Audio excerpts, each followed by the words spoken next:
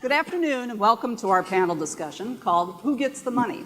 And as Bob Bixby and I were just observing before the discussion began, it became a whole lot more interesting after Tuesday's results.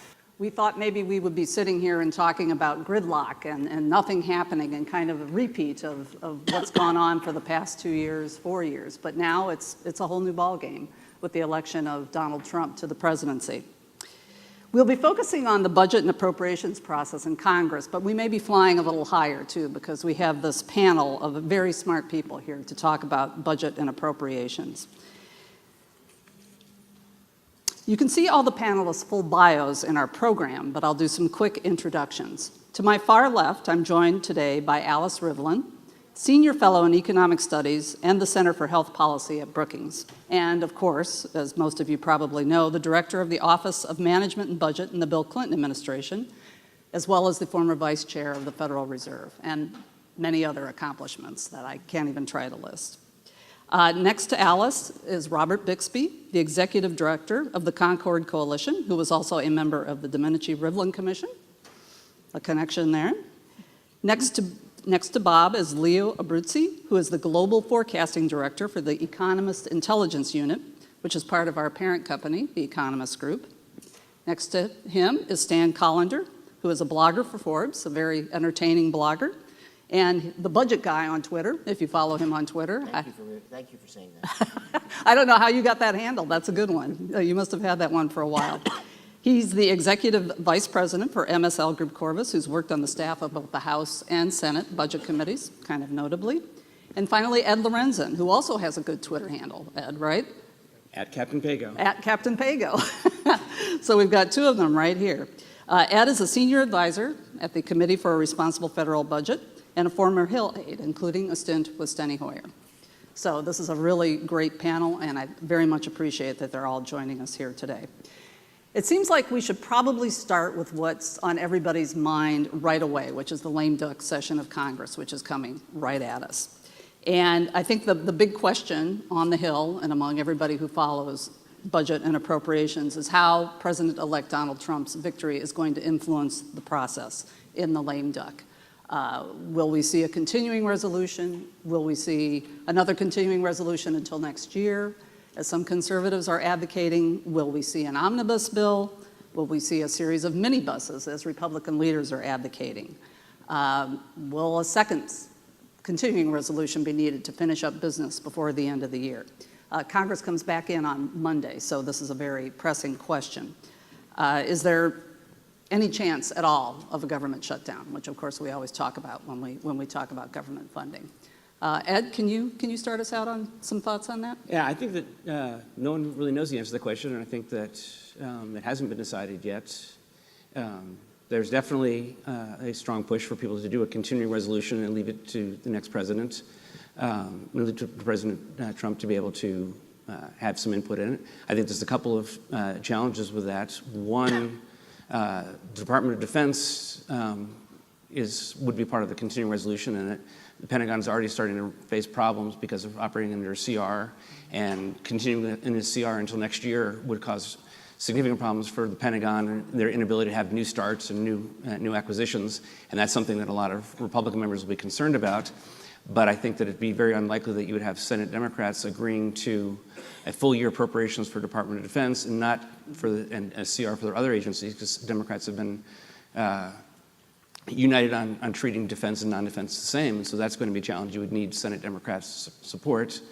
But I think the bigger question is that the Trump transition team needs to decide what their priorities are, that on the one hand, they may want to have a say on it. On the other hand, an omnibus would be a very time-intensive thrown into the weeds and details, and does the Trump administration really want to start at the beginning of their term in getting into the weeds of appropriations and line items at a time when they're trying to picture more big-picture policy items of Obamacare repeal and tax reform and other items. And when President Obama came into office and had an appropriations bill that was left over in CR until next year, that took up a lot of their time from OMB on that omnibus, and they probably wish they didn't have to do that. Mm-hmm. Stan, do you? This is, first of all, I need to ask a favor. I'm in the middle of a contest with someone in my office to see who can get the most Twitter followers by the end of the year. So before I go any further, remember my Twitter handle is @thebudgetguy, and you'd be doing me a huge favor. We put a lot of money on this bet. If you would right now go to your phones and follow me @thebudgetguy, I'd appreciate it. The answer, the real answer to your question is, or the answer to your real question, is this is one of the things that changed rather dramatically Tuesday night. Up until then, I had been expecting with a prospective Democratic Senate and a Democratic president that the chances of anything getting done by December 9th were relatively small, and that the CR would be extended once or maybe twice till December 23rd. That all went away, and I think the real incentive now is to do what Ed was talking about, which is pass the CR on December 9th, get out of town, leave it to the new Republican Senate, the new Republican House, and the new Republican president to have a legislative victory. I don't think Trump will get that involved with the details. Most of those will be worked out by Congress. The one thing you mentioned, though, about one of the drawbacks for defense can be handled in a CR. That is, they can ease up some of the language, provide the $6 billion supplemental that they've been asking for. So I think that might happen. But the chances of a shutdown, which were probably 50-50 before the election, are now 0.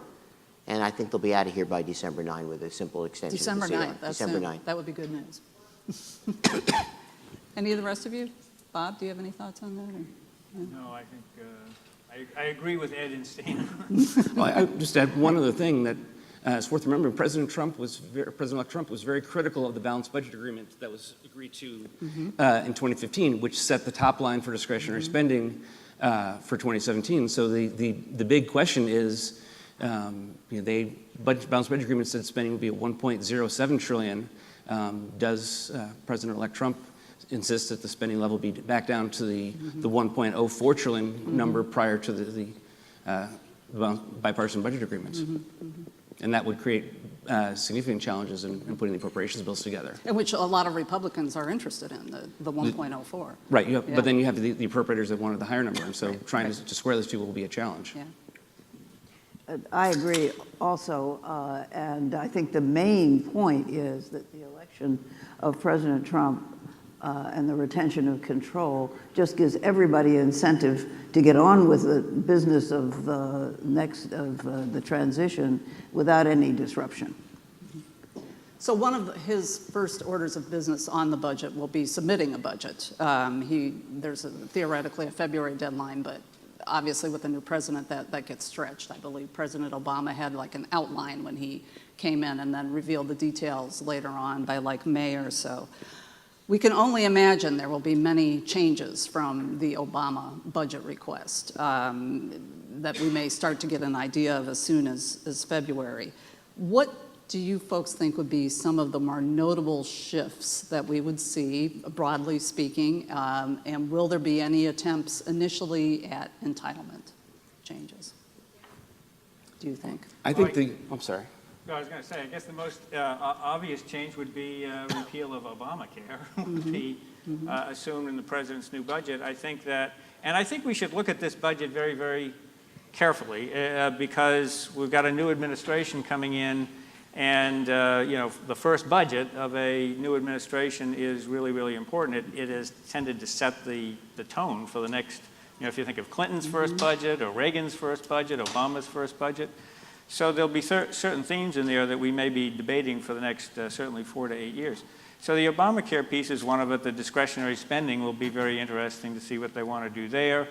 Probably higher on defense and lower on non-defense, although somewhere you have to fit in money for the wall because they're going to pay for it anyway. There probably won't be an asterisk that says, see Mexico. Why not? We've had asterisks before. And, and he's got an infrastructure agenda, and it's going to be really interesting to see what he puts in there. I mean, the number of $500 billion has been floated around. That's going to be rather eye-popping for some Republicans on the House side anyway. And so those are interesting. Now, how he accommodates his tax cut is going to be big, too, because, Republicans have had a goal of balancing the budget, at least within 10 years. And it seems to me impossible to do that in the agenda that Trump laid out during the campaign without making some really, extraordinary assumptions about economic growth and, which he did during the campaign. But how that gets factored into the budget is going to be something really interesting to look at. It will be interesting to see. I mean, a lot of the issues are going to be how much of the agenda is set by what President Trump talked about in the campaign versus congressional Republicans, and that's going to happen in a lot of areas. But it's worth remembering, the Republicans in Congress have passed budget resolutions that called for balance in 10 years. Now, they did so with a lot of huge unspecified savings and assuming tax reform was revenue neutral and other unrealistic assumptions. But you have 230 rank-and-file House Republicans who believe that they've, committed to balance the budget in 10 years. And will they expect President Trump to submit a plan that balances within 10 years? Obviously, the promises he put forward in the campaign, we estimated would have increased the deficit by in excess of $5 trillion. Over what period? Over 10 years. And even short of a balanced budget, that we're on track, the deficit's going to be, by the end of the 10-year window, probably $1.4 trillion. And can President Trump submit a budget that shows the deficit anywhere near that amount? But then how does he square all the things he has that's going to make the deficit worse with wanting to have a bottom line? Obviously, I think there's an expectation of rosy economic assumptions, but I think it's hard even with rosy economic assumptions to have something that works. And then obviously you're going to have the Congressional Budget Office come back and re-estimate it, showing it much higher. And so there's going to be that tension with the Republicans in Congress trying to pass his budget of squaring with their rhetoric and following the rules of CBO. I mean, Ed talked about rosy economic assumptions. I hope Trump doesn't put in a 4.5%, 5% GDP growth rate, because that's what he was talking about. And there's zero chance of that happening. I mean, the economy would do very well to get anywhere near 3%. So if he tries to balance it off the back of unrealistic growth, that's going to be an initial signal that at least some of what he's putting in there is not very realistic. It seems to me that the new Trump team has a decision to make. Do they really want to work out all these things in the president's budget, in a serious budget that adds up and does various things? Or do they really first want to make a campaign statement and get some things out there, presumably a big infrastructure package and some tax items and some others, in a kind of preliminary statement, and then say, we'll tell you about the whole budget later, and that would prove so difficult that it might drag on into the spring. It depends a little on how they're working with the leadership of Congress, if at all. Do they want the president's budget to become again what it used to be, a basis for serious work and appropriations and the tax committees in the Congress, or do they want it to be more of a political statement? This is our going-in position, and we'll work with you as it develops. If I could just add, using Ed's numbers and my own back-of-the-envelope type thing, my guess, Ed, is they're going to come down at increasing the deficit. That is, and not being shy about it or not being ashamed about it. I keep reminding myself about, the line in a prospectus, past performance is no indication of future returns. I think we've got to stop assuming that the Republicans of the past 8 years is the same Republican Party we're going to see over the next couple of years. I'm assuming much bigger deficits of $1 trillion a year for 4 years, with maybe in the out years as showing a bigger and faster reduction. But I think we're about to see the Republicans essentially rebranding themselves as as the party of deficits, and if it produces jobs and economic growth, they're going to say it's worth it. But I guess it'll be an interesting question, though, whether the Freedom Caucus and the fiscal conservatives actually agree to that, because I think Trump would want to do that, and maybe some of his supporters would, but why would the people who made John Boehner's life so miserable a year ago suddenly decide they like huge budget deficits? Well, because they'll be dealing with a Republican as opposed to a Democratic president. I think that'll make a big difference. I don't think it will. I agree with Leo. I think it would be very difficult to convince the House majority that's been elected on, limited government and a lot of the enthusiasm or lack of enthusiasm for the Republican establishment is because they thought they weren't sufficiently committed to fiscal restraint. So I don't, I mean, there may well be an era of trillion-dollar deficits coming up, but I don't think it's going to be because the Republicans will suddenly decide that they want it. They may enact policies that bring it about, and they might make excuses for it, But they won't want ownership of it. I don't Yeah. think they're suddenly going to declare that deficits don't matter. They might declare that the debt limit doesn't matter, and that would probably be a good thing all the way around, but I don't think they'll say the same on deficits. No, I agree with that. But I think all of us are too focused on the campaign promises at the moment because that's all we have. That's all we have. And so we have to focus on it. But I go back to the Clinton administration. When we came in, we were very focused on the budget.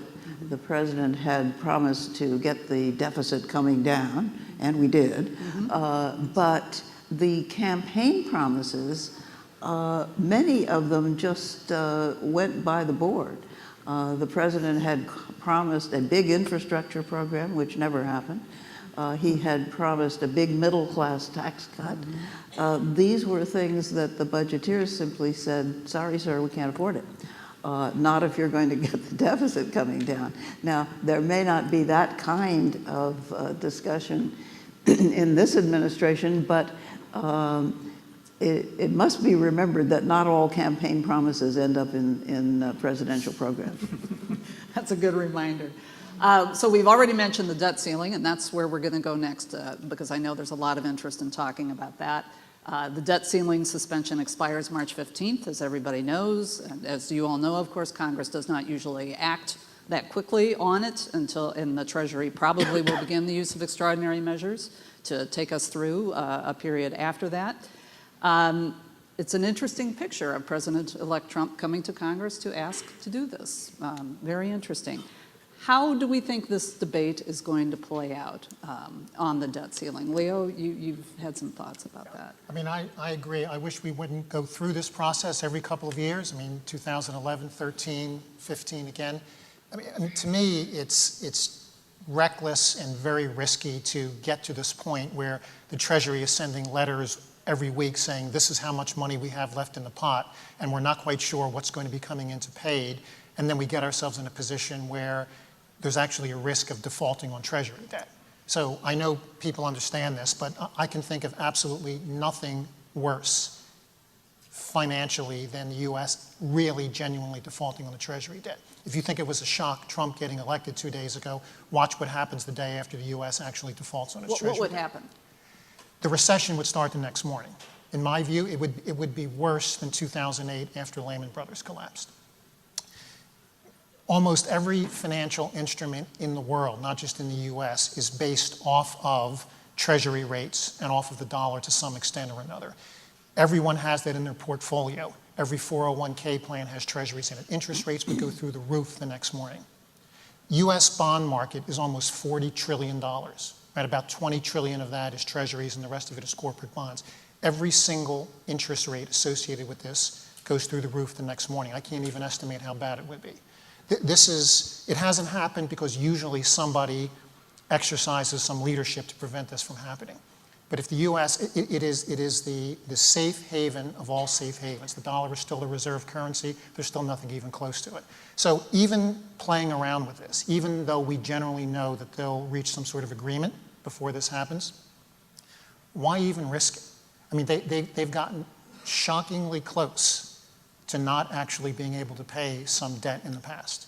So I just wish that they would do what they've done right now, suspend the debt ceiling, and just make it permanent. That would certainly, I think, save a lot of aggravation. Because there have been times, remember 2011, stock market went down, bond yields went up, there were some costs associated with that. So I don't think they're not going to default on the debt, but I would much rather see them permanently suspend this. Now, I mean, to the point we were just discussing before, I think you asked, is it going to be a bargaining chip again? I wish it wasn't, but I don't see why it wouldn't be again.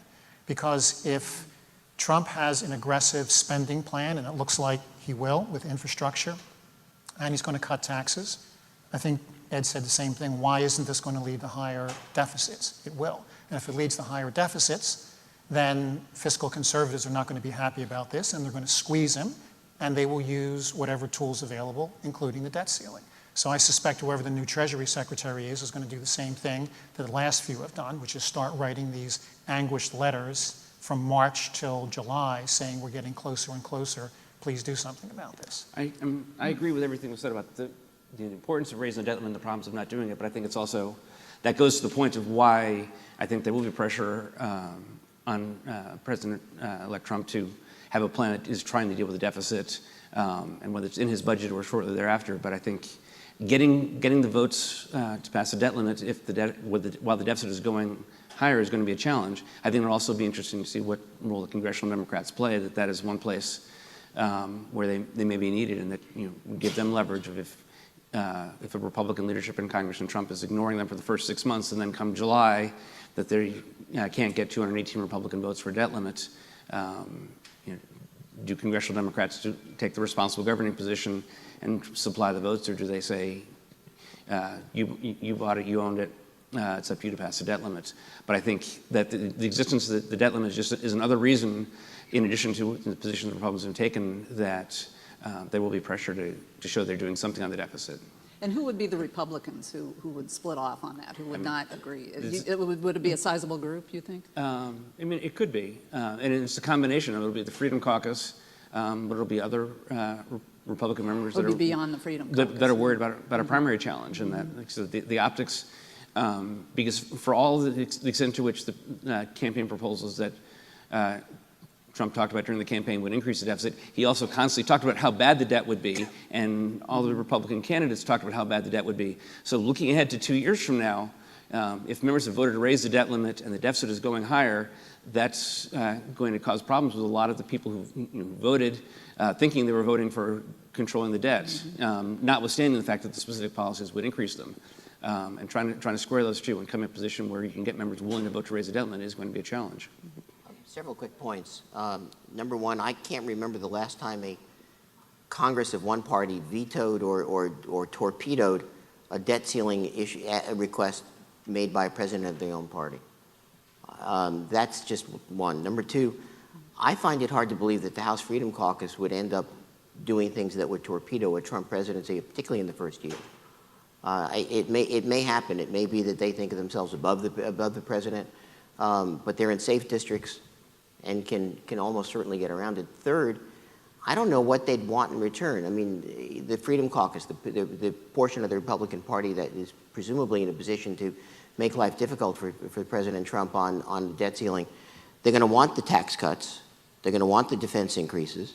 They're going to want Obamacare repealed or partially repealed. All three of those things will increase the deficit. So what is it? I mean, do they want to eliminate the domestic side of the budget? There's not enough there, unless you talk about Medicare and Medicaid, which the president-elect has said he won't touch. Medicare and Social Security, excuse me. There's not enough on the domestic discretionary side to make a dent in $1 trillion deficit. So I'm trying to figure out what the deal would be.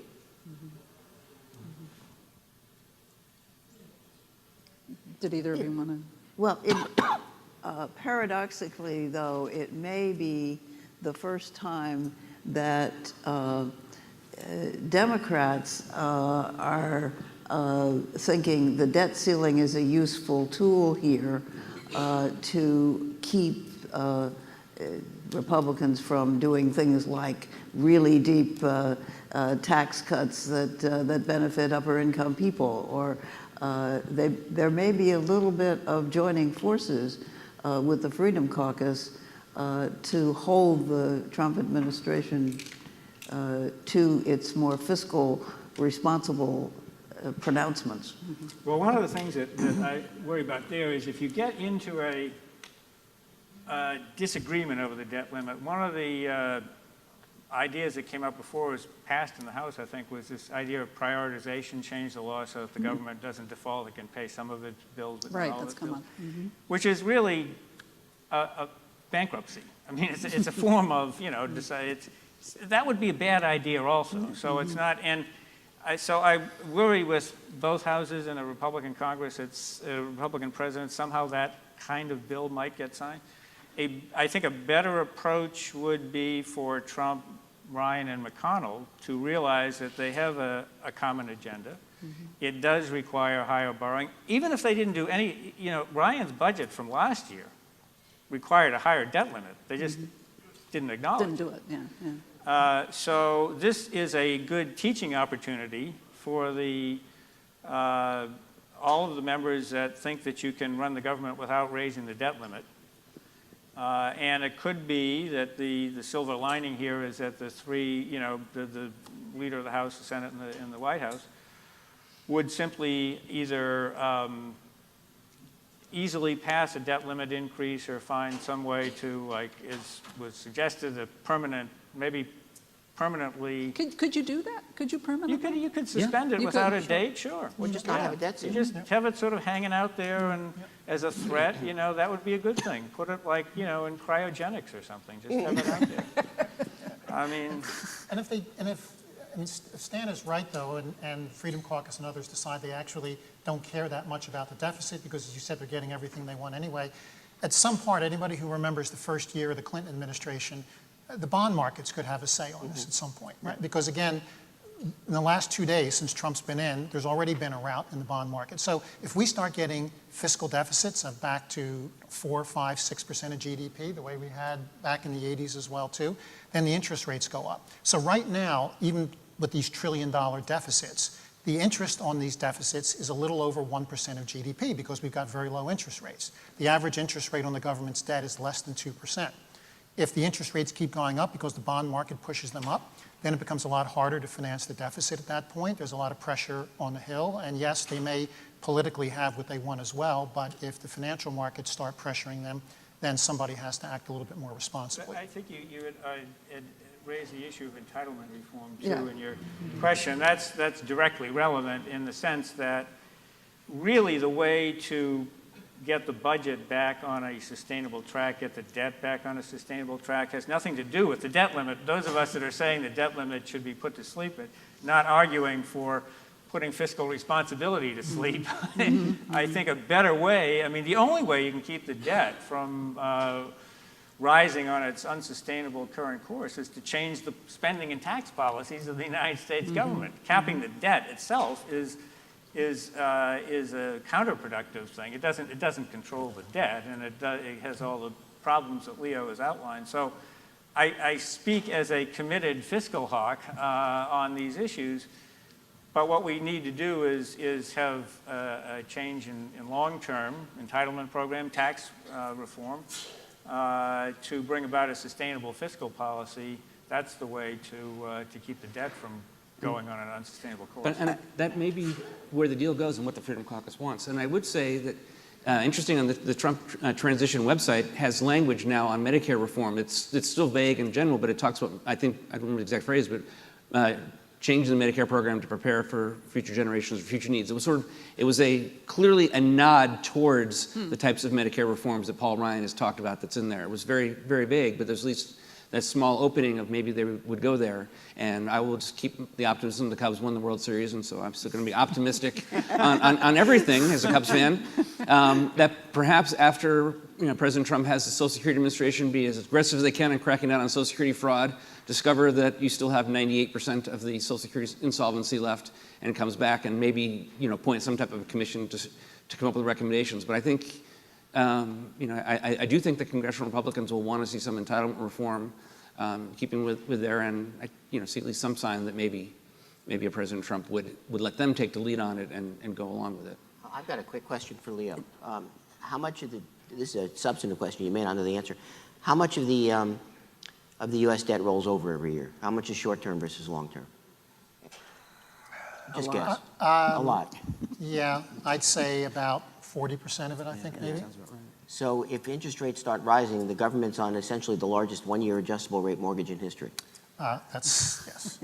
All right, so that in addition to defense spending going up and infrastructure spending and tax cuts and God knows what else, we're likely to have also higher interest payments than are currently being assumed. Oh, yeah, as I said, the interest payment right now, because I checked this morning, right now, on everything, from bills right up to the 30-year bonds right now, the government's paying, as you know, relatively little. It's cheap to borrow right now. So across the entire maturity range, it's less than 2%. So it's been very cheap. This is why a lot of economists say right now it's actually good to spend money on infrastructure, because the money is basically, it's not quite free, but it's very close to being free right now, so you might as well invest in it. So yeah, I mean, whatever you think about Trump, actually spending money on infrastructure is not a bad thing because the money's cheap. Of course, it's not going to be cheap. The Fed might also decide to push rates up a little bit more. I mean, we're talking about, discussing this with Alice, in about another 3 weeks, we might see a Fed rate increase as well. But it's going to make borrowing more expensive, though, over time. What do you think about that, Alice? I think they won't go, they'll go up in December as they said they would, but they're certainly not going to go up very fast. But one more point. I fully subscribe to Bob's eloquent defense of fiscal responsibility in the long run, and his pointing out that it involves entitlement and tax reform. But the more you cut taxes, the bigger hole you dig. And I see the big danger right now that we'll have an explosive tax cut. And then it will be really difficult. Now it's only politically difficult. Then it will be really difficult to find any entitlement reforms that bring the two, the spending and tax lines together. We want it all, don't we? We want it all. If we could move to reconciliation and budget resolutions of the coming year. Last year, the House did not adopt a budget resolution because there was so much internal division at that point over what the spending level should be.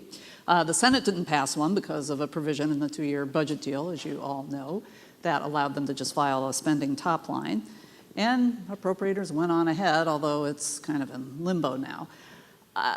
Could one of you explain for us what reconciliation means and why a budget resolution is needed and how reconciliation might be used by this new Congress? Why reconciliation has suddenly become the word of the week here around Washington? And this is a bit of a pet issue of mine, that the budget reconciliation is budget legislation that, and its original design, I believe, is to actually implement changes in policies to implement the budget resolution. The budget resolution sets the spending and revenue targets, and budget reconciliation legislation then provides for changes in the permanent laws and the tax and spending policies to bring spending and revenues. That is, at least from a budget nerd perspective, what it should be done. So if you have a budget that is calling for substantial spending cuts or tax changes to meet certain changes, that reconciliation legislation is implementing that.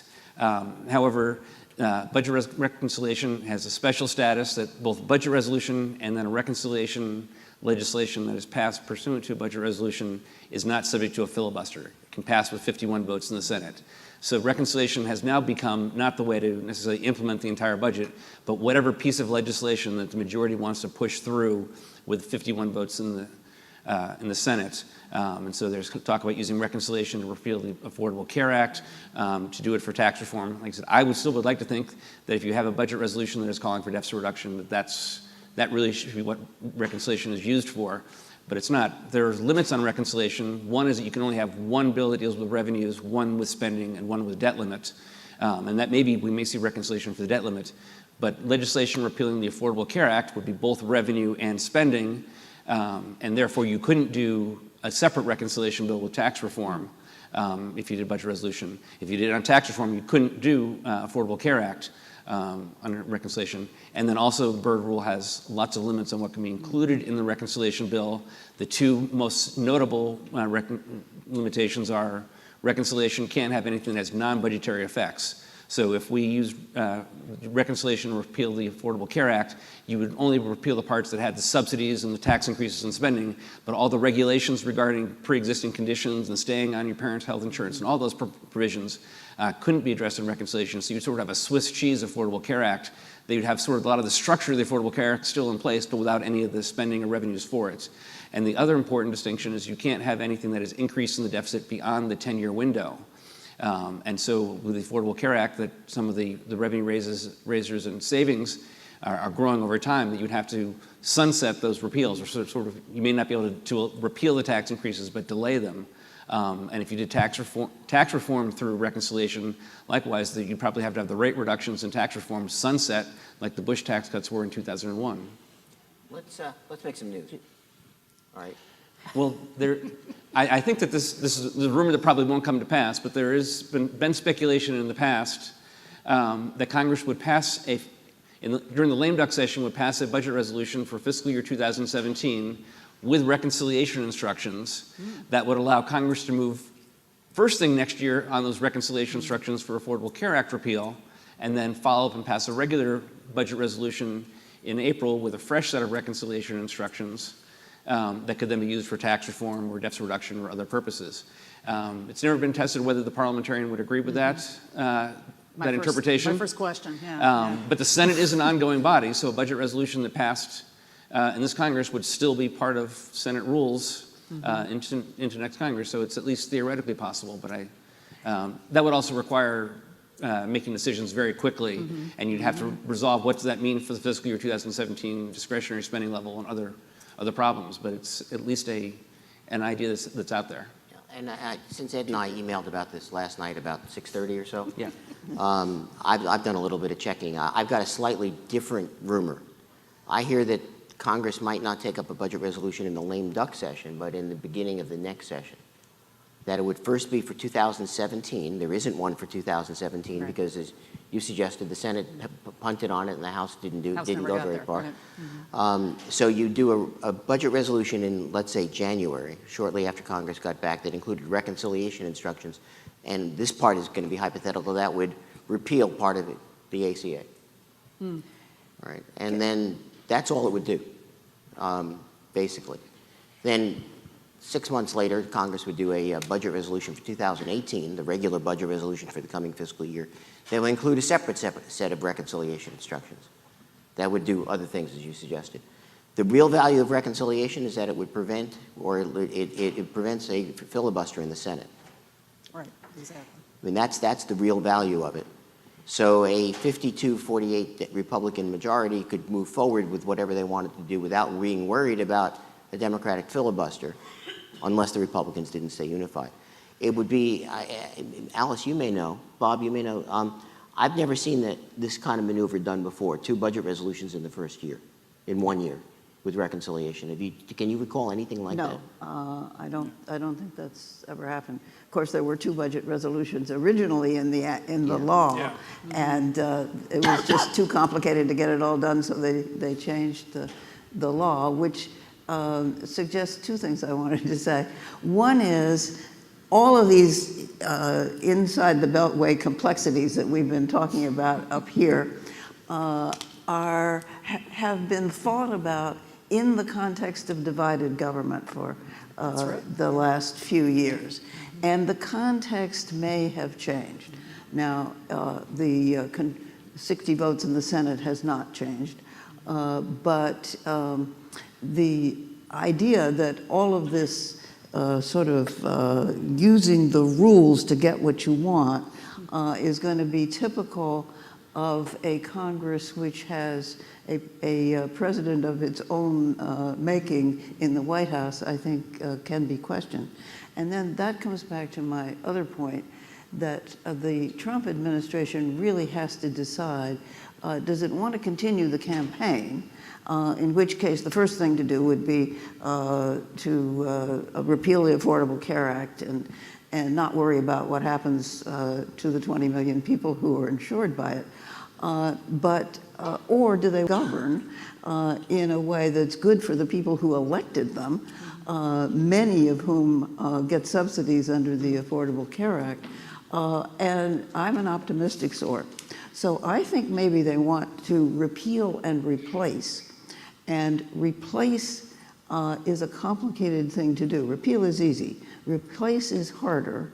And there are quite a number of Republican proposals that have been put on the table, which they could work on, and I think they'd be smart to bring some Democrats in on that as well, because one party passing a health care law just leaves it open to attack from the other one.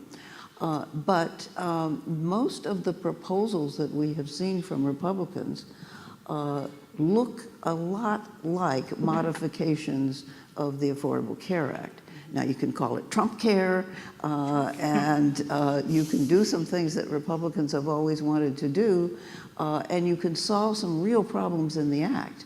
But my hope would be that they would want something that works as a legacy for the Trump administration, not just, well, we said what we're going to do, we've repealed Obamacare, and now look at it. If I could just note, we will have time for maybe one or two questions. So if folks in the audience do have questions, we have microphones on stands over here and over here if you want to, do that. Let me, and I agree with Alice, and I want to just interject a note of gridlock.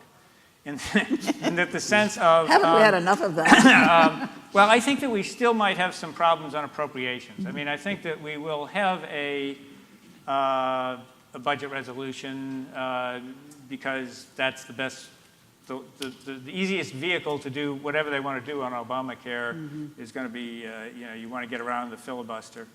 On appropriations,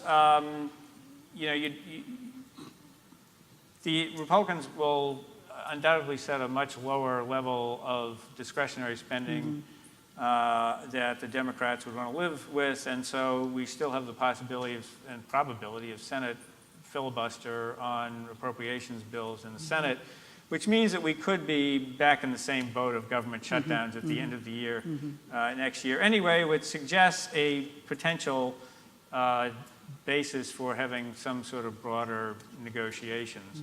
I think on the, to pick up on Alice's optimism, however, you have, when you have the Senate House and White House all in the same hands, the Republican Party does now have the unified responsibility to govern.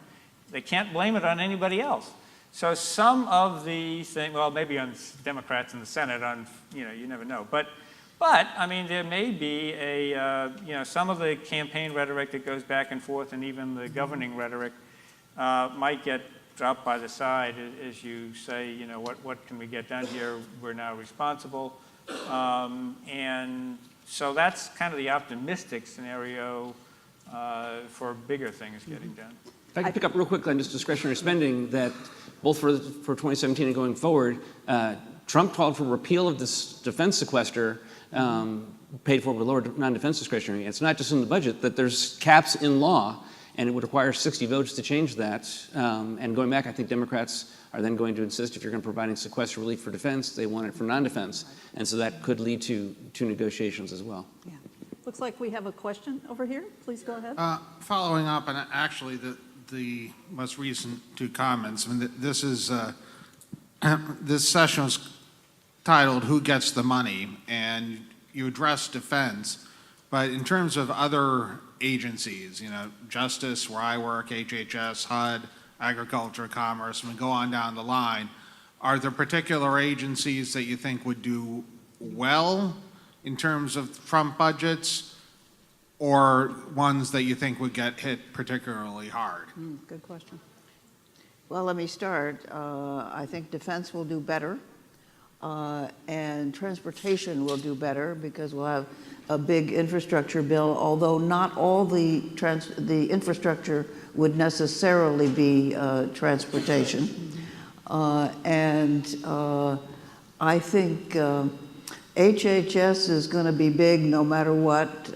They're not going to make significant cuts in the big program, the big health care programs. The subsidies in Obamacare, even if they go away, are tiny compared to Medicare, Medicaid.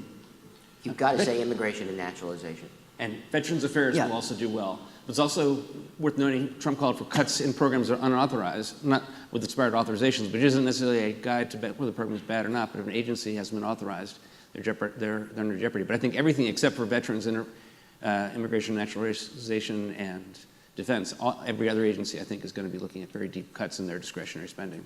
One of the questions, I couldn't help when the question comes up, who gets the money? I mean, almost 50% of the budget, or maybe 40% of the budget, is Social Security, Medicare, and Medicaid. So, I mean, when you're talking about who gets the money, whether in a Trump administration or Obama administration, the central dilemma of the budget is that that portion is growing faster than the economy. Healthcare and Social Security, the only parts of the budget that are growing faster or projected to grow faster than the economy. So who gets the money? That's where the money is going. And That's our sobering reality, isn't it? Yeah. And on that note, we are going to be closing our session, and thank you very much to our panelists. This has just been a great discussion, very enjoyable. Thank you.